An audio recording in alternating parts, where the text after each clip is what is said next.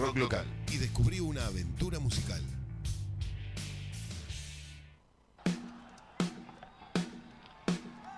¡Suban el volumen!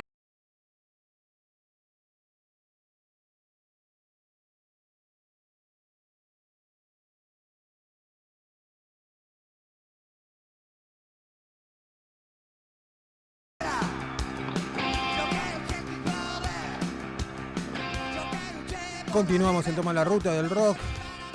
Estamos nuevamente recibiendo a Daniel Otero mientras escuchamos esa clásica demanda de Charly García de ese día que fue Suban el volumen, ¿no? Daniel, ¿ahora estás ahí? ¿Nos podés escuchar bien?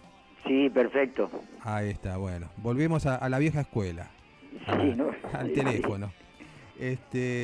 Daniel, bueno, cuando te daba la bienvenida por primera vez, te consultaba, ¿no? Que se cumplen 35 años de un hecho artístico, cultural, político, social, dentro de una Argentina que, bueno, que venía dando los primeros pasos en el campo democrático, ¿no? Y a ustedes les tocó también lidiar con eso y con toda la importancia que eso generaba de por sí a nivel mundial. ¿Cómo lo viviste vos en ese momento y cómo lo recordás ahora?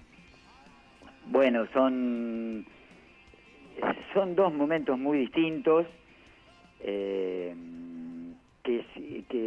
más allá del paso del tiempo, a estos 40 años se llega de una manera, o por lo menos desde mi perspectiva, algo impensado.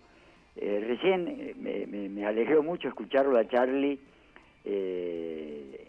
con Demoliendo Hoteles, la grabación del concierto, y que Charly justamente dice, yo que luché por la libertad. Claro. Y 35 años después, que al término libertad se lo banalice como se lo banaliza en estos días, me resulta atroz. Más allá de eso, no quiero tener el recuerdo, la reflexión o las enseñanzas que puedan surgir de aquellos hechos, del paso del tiempo y... Ahora no soy más tranquilo, y porque llegué a esta, solo que sigo sin entender, y todavía no tengo una norma, hoy pasa el tiempo, mientras chicos tocan los cables, casa rehenes, hoy pasa el tiempo, mientras los chicos allá en la esquina de la tele. Nosotros en el bloque anterior, Rock and roll. algo muy parecido, ¿no? Que hace 35 años estábamos luchando y celebrando los 40 años de la Declaración Universal de los Derechos Humanos y que hoy tengamos que estar viviendo esta realidad, porque habíamos charlado un poco sobre toda la coyuntura actual, es porque o nos cuesta aprender las cosas o nos cuesta cuidarlas a las cosas, ¿no? Porque en realidad nosotros podemos tener un panorama de que monstruos, dinosaurios, va a haber siempre. El tema es que nosotros tengamos el poder para que en 40 años no lo desperdiciemos de una forma tan banal como dijiste vos. Sí, indudablemente que hay una responsabilidad colectiva e individual, Claro. por la situación que estamos atravesando. Digamos, acá no hay un responsable, hay una multiplicidad de responsables, y yo, esto es una opinión personal, entre los responsables pongo a los ciudadanos, Claro. incluyo a los 45 millones de argentinos. Yo sé que hay mucha gente que le cuesta conseguir una comida al día, y eso es terrible. Pero también hay una obligación para estar informado y tener, digamos, plenamente claro cuál es el destino que se le da a un país, a una sociedad, a una provincia, a un municipio, a una propia cuadra. Y cuando uno delega, lamentablemente el prólogo de la Constitución Nacional, por ejemplo, lo dice: el pueblo no gobierna ni delibera sino a través de sus representantes. Y eso, si bien por un lado hace a la organización de una sociedad, también implica una trampa, porque bueno, delegamos en nuestros delegados que organicen nuestra vida, y eso es un problema. También sería un problema que 45 millones de personas estén todos los días opinando para ver qué va a pasar con el dólar, qué va a pasar con los precios. Pero las elecciones es el momento en donde el ciudadano tiene que emitir su opinión informada, a conciencia, no por un videíto, por una fotito, por un personaje atractivo, que es eso, es un personaje atractivo para los medios de comunicación, por llamarlo de alguna manera, pero es algo muy distinto tener a cargo la responsabilidad de hacerse cargo de un país, y no es para cualquiera, ¿entendés? No es que yo quiero ser presidente y listo. No, hay que tener condiciones, capacidades, trayectorias y oído, escuchar a la gente. Y la gente tiene que hacerse saber escuchar. Y lamentablemente, nuevas tecnologías... Gracias. Ahora, un maestro que representaba a su provincia corriendo 100 y 200 metros y saltando vallas. Él es también uno de mis cantantes y autores preferidos, con una increíble banda, el gran Sting.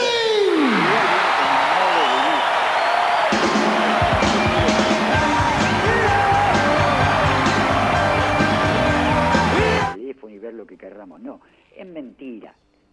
Yo no sé si ustedes se acuerdan que hace unos 10 años aproximadamente hubo una ofensiva muy grande, pero muy grande, contra esos sitios que almacenaban información. Ustedes, si les gusta la música, calculo que lo recuerdan, porque eran Mega Upload, creo que se llamaba un sitio, sí, que almacenaba, bueno, y uno ahí intercambiaba música, películas, libros. Bueno, hubo una ofensiva muy grande.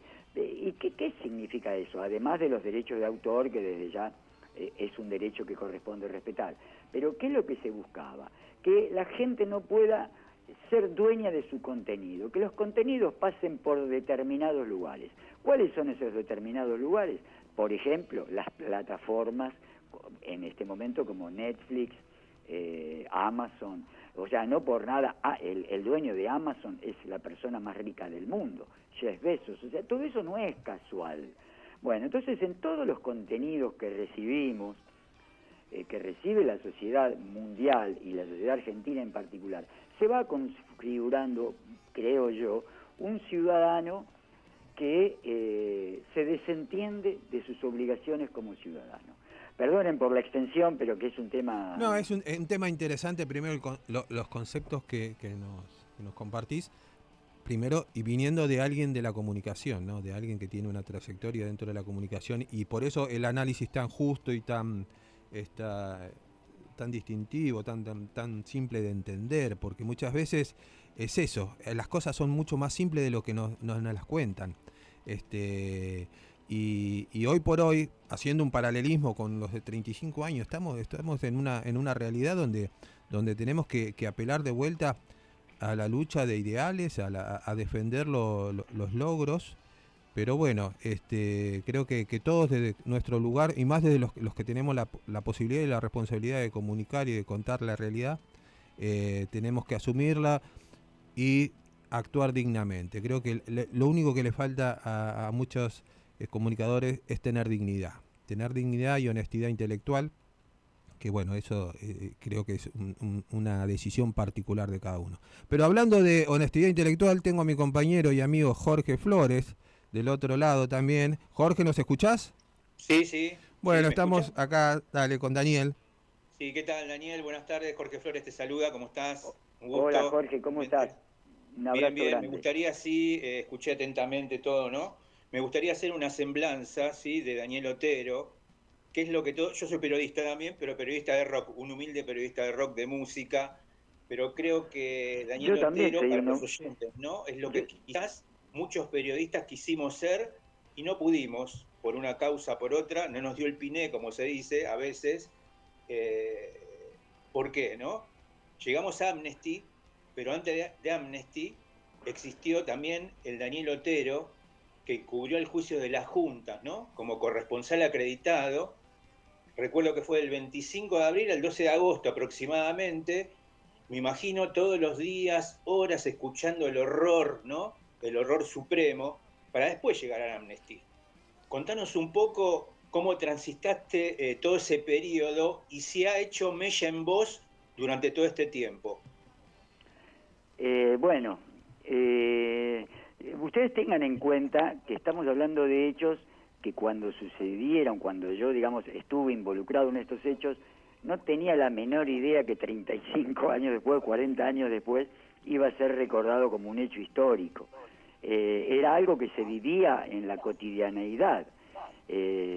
Yo, por ejemplo, en los años del juicio, vivía en Berazategui y me tomaba el colectivo todos los días, tipo 4 de la mañana, porque tenía un programa en Radio Municipal, primero, era el programa de las 7 de la mañana, y a las 10, 11 iba para el juicio. O sea, era parte de la vida diaria, digamos. Ahora,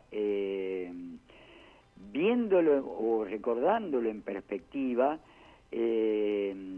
indudablemente eso me marcó, pero absolutamente para siempre.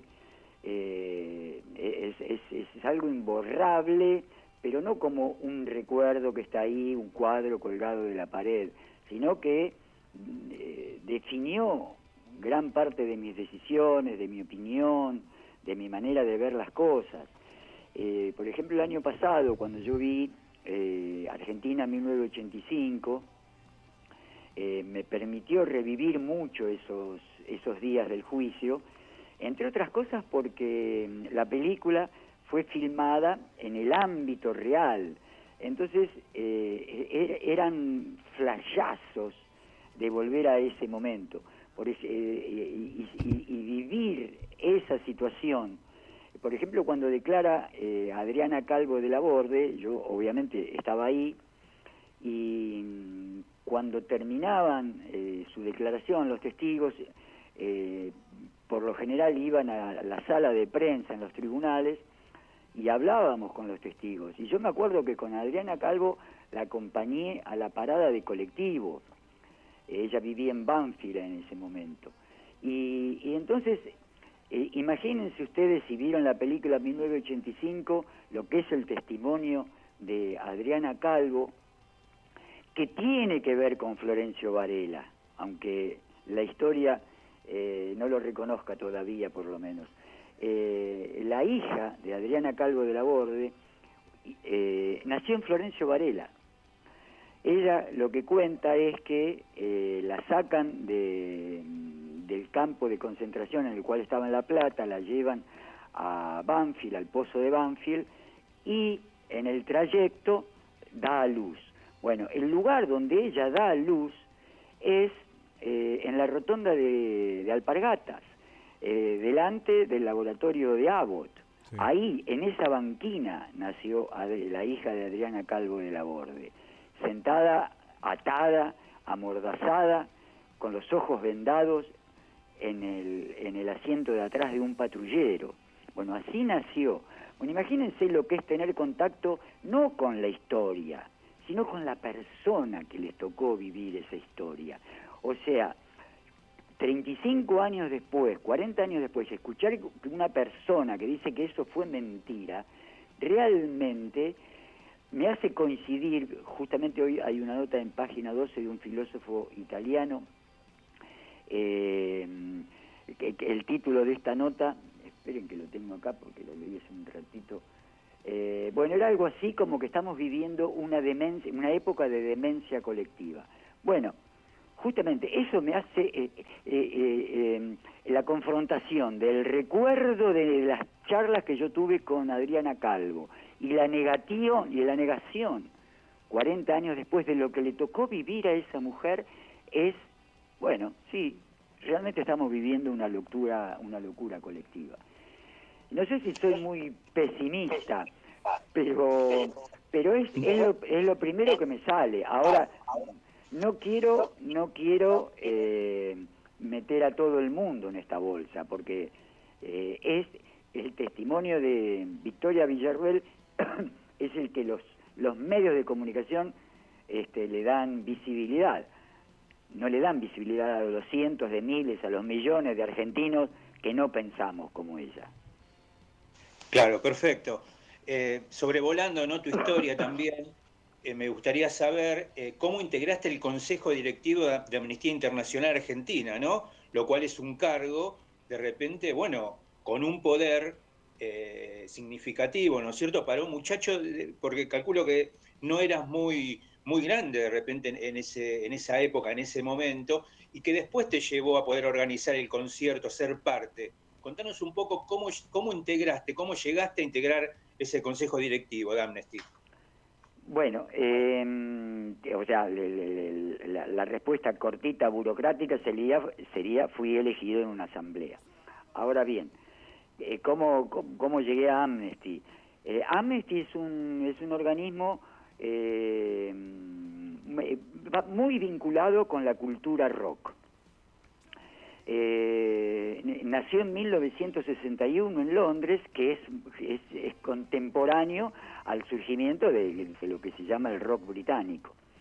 El fundador fue un inglés, Peter Benenson, que tuvo una iniciativa personal. En ese momento había una dictadura en Portugal y le propuso a sus amigos que le escriban cartas al gobierno portugués para que respete los derechos de los prisioneros portugueses. Bueno, la idea fue creciendo y se convirtió en el organismo internacional de derechos humanos más grande del mundo, que en el año 77-78 recibió el Premio Nobel de la Paz. Bueno, en el año 84-85, ¿cómo era la organización de Amnistía Internacional? Se formaban en distintos países grupos, pequeños grupos, de 5 o 10 personas que tenían una misión a cargo. ¿Cuál era esa misión? Adoptar a un prisionero de conciencia de otro país, no del propio país, y de escribirle cartas a los gobiernos. La organización le enviaba a estos grupos y a su vez a los miembros que estaban en los grupos la información. Entonces el grupo tenía que trabajar por la libertad de una persona que podía estar preso en China, en Cuba, en la Unión Soviética, en Estados Unidos, en Inglaterra, en Francia, donde sea, no en Argentina. Bueno, en el año 84-85 se empieza a formar grupos en Argentina, pero estoy hablando de mínimos grupos. En realidad para decir el número, eran 3 básicamente, uno en la ciudad de Córdoba, otro en la ciudad de Mendoza y otro en Buenos Aires. En Buenos Aires yo conocí lo primero que conocí fueron dos chabones, un francés y un italiano, porque les quise hacer una entrevista, yo trabajaba en Radio Municipal, sobre justamente Amnesty y qué era lo que estaban haciendo. La cuestión es que pegué onda con estos flacos, todavía no estaba muy organizado, era muy poca gente, y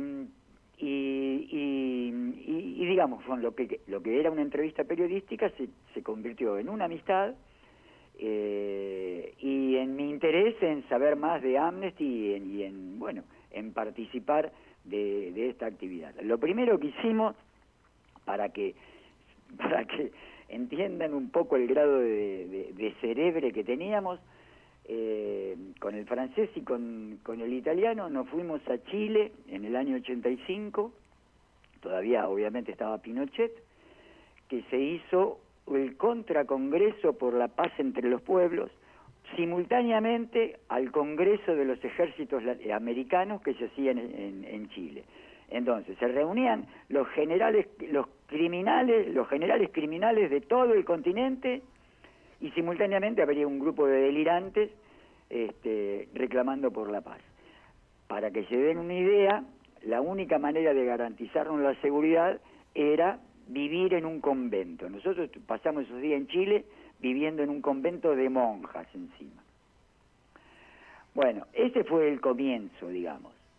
Después armamos un grupo en Buenos Aires que se llamaba Grupo Inti, que éramos unas 5 o 7 personas aproximadamente. Nos reuníamos una vez por semana y trabajábamos con este preso que teníamos adoptado y con las acciones urgentes. Y en el año 86 llega la noticia de que el plan es para el año 88 organizar esta gira. Para el año 86 ya había terminado el juicio a las juntas, con el resultado que todos conocen, y la organización decide elegir a Argentina como cierre de esta gira como ejemplo de lo que debía ser un país para resolver los crímenes de las dictaduras. Bueno, se hizo una asamblea en Córdoba, asistieron los miembros de Mendoza, los miembros de los cordobeses y los de Buenos Aires. Y ahí se eligió a esta comisión directiva, uno por Córdoba, otro por Mendoza y otro por Buenos Aires. El de Buenos Aires fui elegido yo.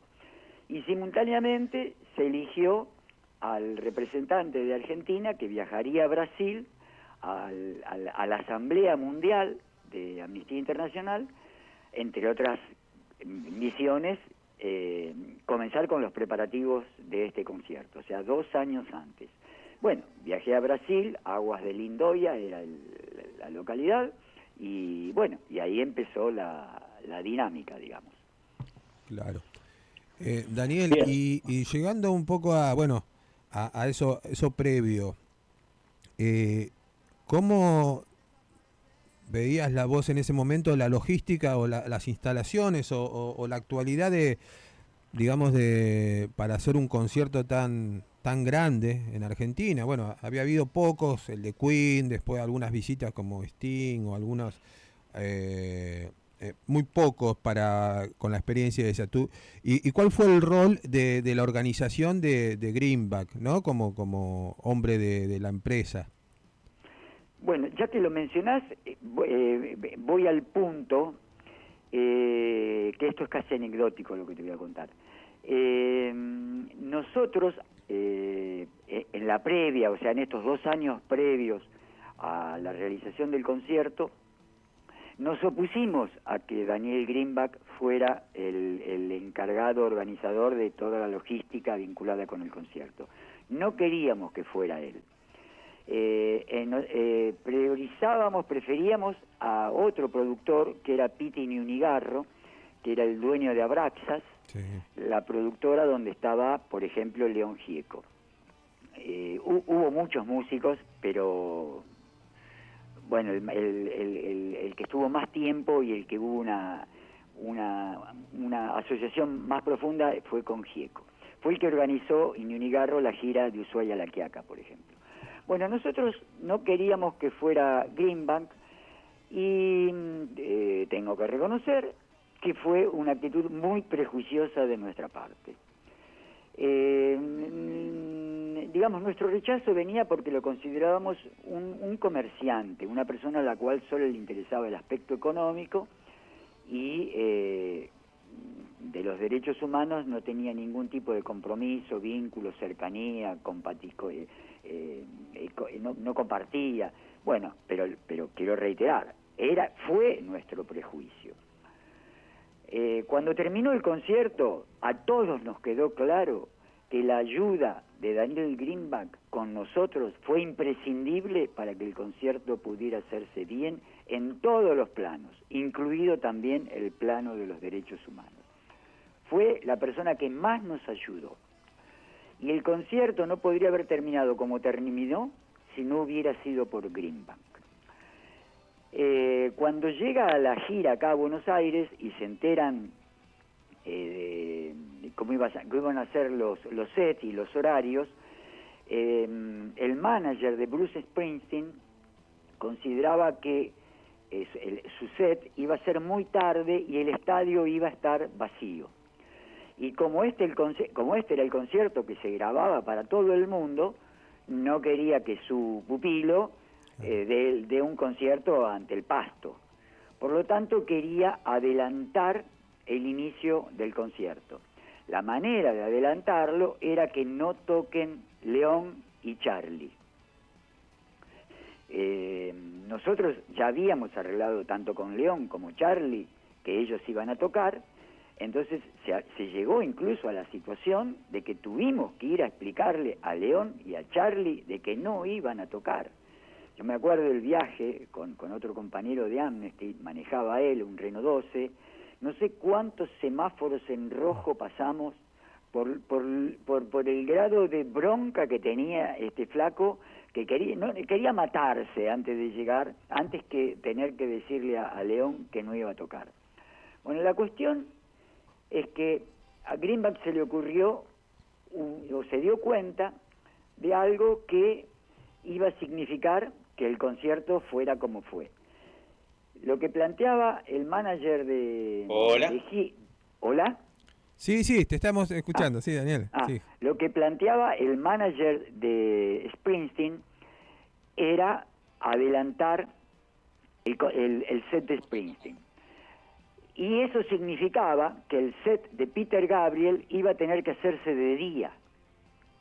Y si se hacía de día, el set de Peter Gabriel no tenía sentido, porque en gran parte el show de Gabriel estaba basado en las luces. Claro.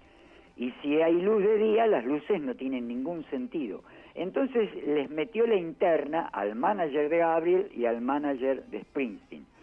Obviamente se respetó las características del show de Gabriel, que requerían oscuridad, requerían la noche, y además le hicieron entender al manager de Springsteen que el público argentino no se va más del estadio. Claro, también un poco el prejuicio, ¿no?, de Bruce Springsteen, que en realidad dice el mito, ¿no?, que también era el que menos se llevó con Charlie, o Peter Gabriel fue el primero que se acercó más a Charly García, ¿no?, en una época en que Charly también no estaba en sus mejores momentos. Sí, pero los músicos, yo puse mucho hincapié en los managers, claro, no en los músicos, porque yo no sé si los músicos se enteraron de todo esto. Claro. Y Daniel... Y de Charlie podemos hacer un programa aparte. ¿Cuál era la posición o el rol del Estado, del gobierno, ante esta situación? Primero ante la organización, ¿no?, ante Amnesty, y después ante el hecho particular del evento multitudinario, ¿no? ¿Ustedes tuvieron el acompañamiento, el apoyo? Bueno, supongo que de los organismos sí, pero del Estado en particular. El Estado no tuvo absolutamente ninguna relación, pero no porque el Estado se haya negado, sino simplemente por las características de funcionamiento de la organización, que es independiente de todo Estado. Claro. Por lo tanto, hubiera sido una contradicción declarar esa independencia y, por otro lado, pedir a un Estado, independientemente de cuál, pedir colaboración. No tuvo, insisto, ninguna responsabilidad, sobre todo porque no la solicitó Amnesty. Claro. Esto se organizó de modo absolutamente independiente, como es la forma de trabajo de Amnesty. O sea, hay una independencia que sostener, que demostrar y que parecer. Claro. Jorge, ¿estás ahí? Es muteo. ¿Hola? Sí, ahí está. Sí, Daniel, mira, justamente estuve escuchando atentamente. Nombraste García y nombraste Bruce Springsteen, y la verdad que me gustaría preguntarte, porque fuiste uno de los que estuviste en el lugar, esta pregunta me ha valido el repudio de otros periodistas también que dicen que era mentira, de que no sucedió esto que te voy a preguntar. ¿Es real, hasta donde vos podés contarnos, este enfrentamiento que hubo con Bruce Springsteen en el tema que García le dijo en cara a cara: yo soy el jefe en Argentina? ¿Sucedió ese hecho o es una anécdota que queda en el limbo? Sí, está un poco en el terreno de la leyenda urbana, pero lo que yo sí te descarto es cualquier tipo de mala onda, enfrentamiento, Eso, o sea, entre los músicos, eso no existió en lo más mínimo, en lo más mínimo. Los músicos locales y los músicos internacionales la pasaron de 10, se llevaron bárbaro. Charlie, entre otras cosas, es el que hizo, o sea, el que adaptó mejor la letra a la canción final, derechos humanos, ya. Eso lo hizo Charlie. La anterior, la que se cantó en otros países en español, la había hecho Sting y no entraba en la rima. Y acá Charlie le dice a Bruce Springsteen, le dice a Peter Gabriel, mirá, acá no coincide la rima. Y Sting le reconoce, tenés razón, y la cantaron como dijo Charlie. O sea, no hubo ningún tipo de conflicto de ninguna naturaleza. Que Charlie le dijo, el jefe acá soy yo, sí, puede ser, pero como parte de una conversación, de un chistín, ¿viste? No. O sea, no busquen conflicto donde no lo hay, donde no lo hubo. Claro, o sea, sobre todo pero acá hay algo, perdóname, quiero ser muy claro en esto. Los músicos estaban comprometidos con el mensaje de los derechos humanos. O sea, claro. Cuando el dedo señala la luna, los imbéciles miran el dedo. Claro, pero hay que hacer mención que García lo ha dicho, bueno, innumerables veces en documentales, el problema que ha tenido con el tema que no le abrían los canales que necesitaba para una banda, para tocar. Por eso el sonido es tan endeble, ¿no es cierto? Porque recordemos a la gente que, a ver, primero, la idea primaria de la organización era terminar la gira en Estados Unidos, ¿sí? La producción pensó que el público no respondería y la tecnología no era la adecuada, y ahí tuvo mucho que ver Sting, que él sí fue el que cambió el lugar, porque conocía la realidad local, digamos. Sting había tocado antes y quedó muy impactado con el tema de Desaparecidos, ¿no? Y aparte fue el primero que hizo subir a las madres al escenario. A ver, hubo un problema en realidad en cuanto a García propiamente. Es más, Gieco le tuvo que ceder uno de sus temas, iba a cantar 3 o 4 y cantó 2, justamente porque García tuvo que poner su impronta ante la organización, más que todo con Bruce Springsteen. Por eso consultaba el tema de Yo soy el jefe.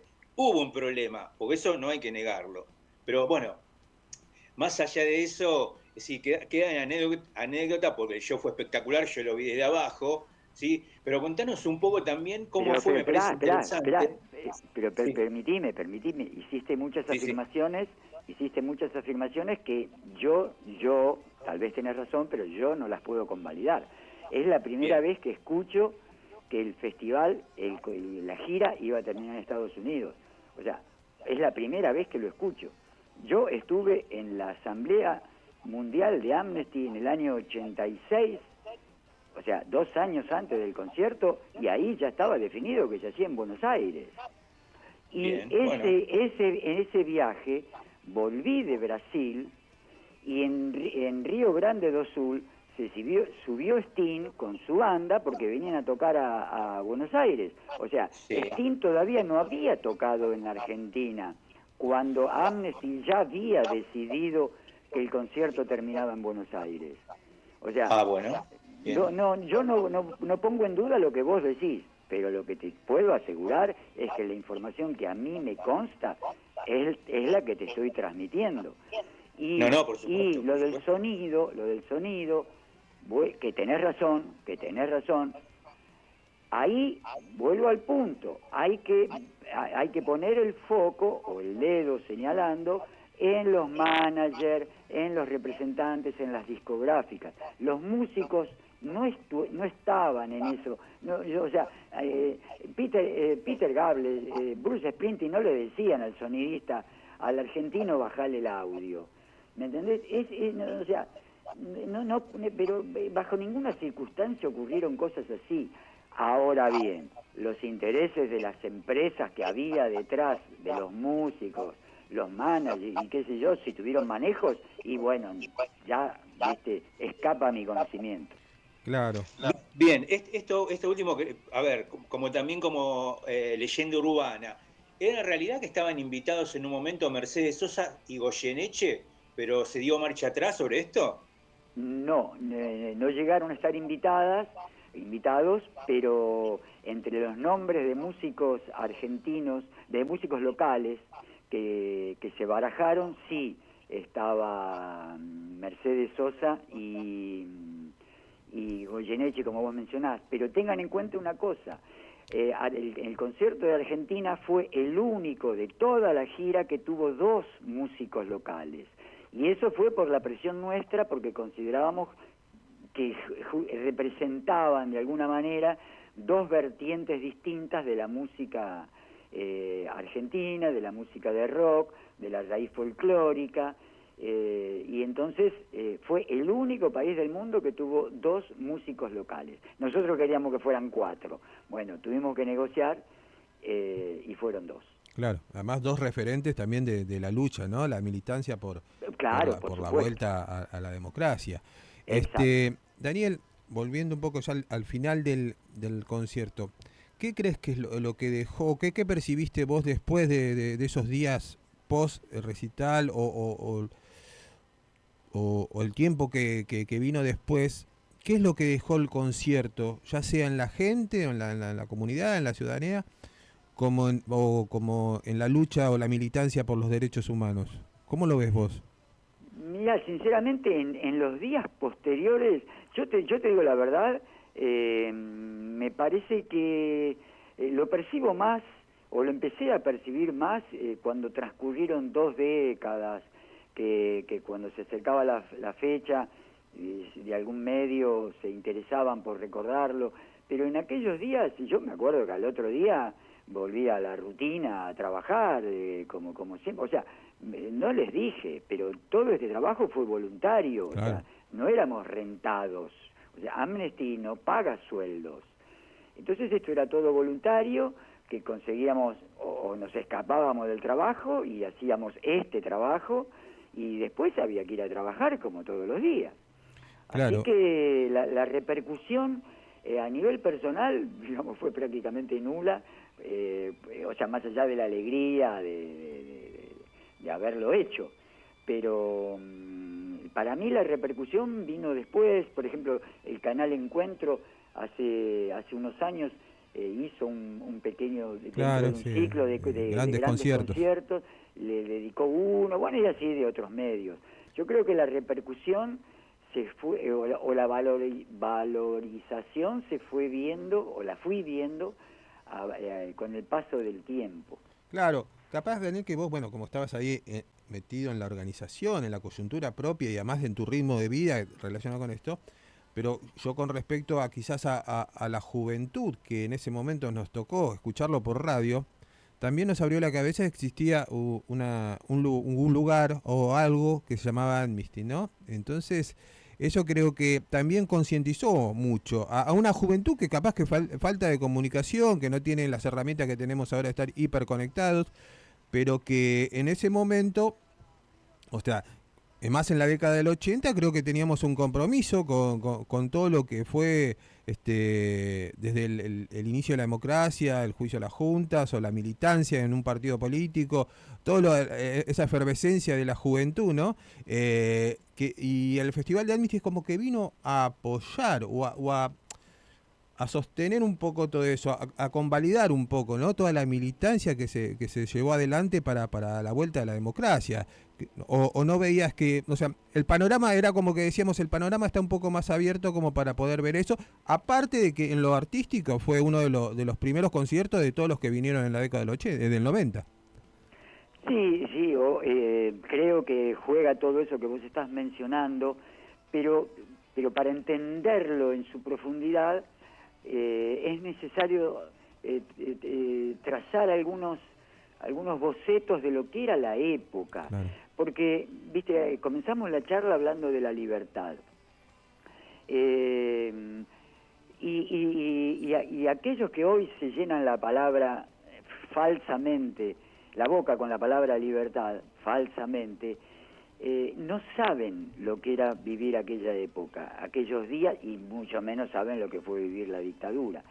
Digamos, por ejemplo, nosotros como organización, a nivel planetario, toda la gira tuvo como objetivo, misión, juntar firmas de apoyo a la Declaración Universal, que luego fueron presentadas en Naciones Unidas.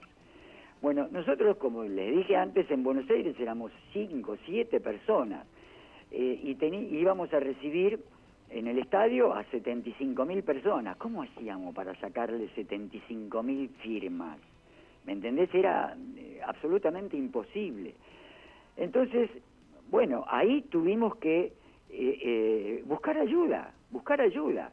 Y entonces fueron centros de estudiantes con los que organizamos mesas y voluntario, todo, ¿no? Desde ya, para juntar firmas. Y mientras estábamos, o los grupos estaban juntando firmas en los alrededores del estadio, mientras iba accediendo, había servicios de inteligencia que filmaban a la gente. ¿Me entendés? Yo tuve varias situaciones. Yo tenía que estar en el escenario, tenía que estar con los invitados y tenía que estar en la puerta echando escobazos a los servicios de inteligencia. Para que se den una idea, cuando estaba tocando, no me acuerdo si Gieco, León, ¿no? Los invitados especiales al concierto fueron los organismos de derechos humanos. Bueno, cuando ya había empezado el concierto, llega un micro donde venían las abuelas de Plaza de Mayo con los primeros niños y niñas restituidos. Bueno, llegan al portón de acceso al estadio y la policía no dejaba entrar a las abuelas de Plaza de Mayo al estadio, que eran las invitadas especiales del concierto, con el mismo amigo que buscaba estrolarse para no decirle a Gieco que no iba a tocar. Éramos 2 chabones empujando un portón y del otro lado una fila de 100 energúmenos vigilantes tratando de cerrarla. Obviamente que nos ganaron. Y tuvimos que hacer un ingreso por otra puerta que salió mejor que el previsto, porque eso significó que los chicos restituidos tuvieran que cruzar todo el estadio por el césped y obviamente fueron aclamados por todo el estadio. Pero esto es lo que quiero que entiendan cuando se habla hoy de libertad. En aquella época la policía le podía impedir el ingreso a las abuelas de Plaza de Mayo, invitadas especiales del concierto. Jorge. Y me venís a hablar de libertad ahora. Seguro. Exactamente. Adhiero a todo lo que está diciendo Daniel. Y quería preguntar esto, salgo un poco de Amnesty y vuelvo al principio un poco sobre el tema libertad, sobre el tema de lo que nos puede pasar, Dios mediante, espero que no. Pero me gustaría hacerte esta pregunta que, vuelvo a repetir, está alejada de Amnesty, ¿no? Vos estuviste presente en la represión del 2001, ¿no? Y hay una hipótesis tuya que me pareció realmente escalofriante, que me gustaría que nos cuentes, ¿no? Cómo llegaste a esa hipótesis, que fue la hipótesis del francotirador, que supuestamente estaba apostado en un edificio en la zona de Avenida de Mayo y 9 de Julio. Contanos un poco, porque realmente, no sé, cuando leí esto me estremecí, ¿no es cierto? Para quienes estuvimos ese año en esa plaza y en ese lugar. Contanos un poco esto. Sí, ningún problema, pero aclaro de entrada que la hipótesis del francotirador, luego de investigarla, de profundizarla, la deseché. Lo que pasa que yo con el tema de 2001, 19-20 de diciembre de 2001, tengo mucha cercanía, digamos, de casualidad. Tenía que hacer una actividad periodística, ir al Congreso el 20 de diciembre y terminé preso. Bueno, como a las abuelas la policía no la dejó entrar a River, a mí la policía no me dejaba entrar al Congreso, que tenía que ir a verla a Elisa Carrió. Bueno, entonces termino preso, me sacan los abogados de Amnesty del calabozo, y entonces después yo trabajaba en un programa que se llama Punto Doc. Hicimos una serie de informes, de pequeños documentales sobre los hechos del 2001. Bueno, uno de los informes estuvo dedicado a la hipótesis del francotirador. A mí la hipótesis del francotirador me llega por un involucrado en la causa judicial. Esta persona me dijo lo que me dijo y yo le garanticé la reserva de identidad, por lo tanto la sigo manteniendo. Cuando declaré en el juicio me preguntaron por la identidad, me negué a reconocerla, sencillamente por la protección de la fuente, que es un derecho que tengo como periodista. Bueno, la cuestión es que esta persona fue condenado, o sea, para que quede claro que quien me suministra esta hipótesis es alguien que fue condenado, y no son muchos, y me dice que había un edificio en Rivadavia, o en Avenida de Mayo y 9 de Julio, y que era posible que ahí hayan subido francotiradores y que desde ahí hayan efectuado disparos. En esa esquina hubo 3 muertos, por eso es que se puso el hincapié, o por eso ponía el hincapié en este lugar. Nosotros ya habíamos desarrollado varios informes con distintas hipótesis, distintos casos, o sea, cada caso individual y demás. Entonces resolvimos convocar a peritos, a expertos, a francotiradores, y fuimos al lugar. Entramos, lo recorrimos, se hicieron un montón de pericias de tiro y demás. Esto se pudo hacer porque estaba la televisión de por medio, la televisión tiene mucha plata y pudo financiar todo esto. Y finalmente, cuando terminó todo, y te estoy hablando, insisto, no es mi opinión, es la opinión de peritos judiciales. Yo ahora no me acuerdo los nombres, pero eran los peritos más importantes peritos judiciales más importantes del país. Y a la única conclusión que llegamos era que a ese edificio se podía ingresar y salir sin problema. Es un edificio abandonado, pero no tenía posibilidades, o sea, los ángulos de tiro no coincidían con los ángulos de tiro de aquellos que habían sido asesinados en esa esquina. Claro. Daniel, desde ya te queremos agradecer, bueno, la generosidad de poder compartir un día como hoy, recordar un evento tan importante a nivel social, político y cultural, ¿no? Y más para toda una generación, para un movimiento como es el rock. Esa fecha, ese concierto tiene un significado especial. Y también, bueno, compartir toda tu experiencia y tu punto de vista y tu capacidad de análisis de la realidad. Contanos, ¿qué estás haciendo ahora? Me contó Manu algo que estuviste trabajando en algo recientemente. Calculo que se refiere a un documental sobre Raúl Alfonsín, 40 años de democracia, que se estrenó el viernes en DirecTV. Bien, bueno. Justamente volviendo a estos temas. Seguro, y además esperemos que los que tengan DirecTV puedan ver eso y que tomen conciencia que van a seguir teniendo DirecTV si empiezan a seguir pensando. Todo tiene que ver con todo, como diría Pancho Ibáñez. Y la figura de Alfonsín, yo creo que, o sea, quiero ser muy claro, quiero ser muy transparente. Yo no soy radical, pero la figura de Alfonsín me parece emblemática, me parece que sería muy importante tener un Alfonsín hoy en Argentina, y me parece que... Sí, pero no sería radical. Es posible, o haría un nuevo radicalismo. Claro. Pero por ejemplo, en el documental lo vi ahora tranquilo, terminado, y hay un momento, hay una frase de Alfonsín que si tuviera que elegir una, me quedaría con esa, porque demuestra lo que era Alfonsín, pero a su vez es una enseñanza de vida. Y el tipo dijo en un acto: no sigan hombres, sigan ideas. Los hombres se equivocan o fracasan, las ideas permanecen intactas en la vida de un hombre digno. Así es. Sigan ideas. Eso es lo que tenemos que seguir. Daniel, muchas gracias. No, el agradecido soy yo, no por la nota a mí, sino por recordar este hecho, y porque recordar este hecho en este momento creo que, bueno, suma, es importante. Sí, seguro. Hay que siempre estar poniendo acento en todos los lugares donde vamos, porque es un monstruo grande y pisa fuerte, dijo León, ¿entendés?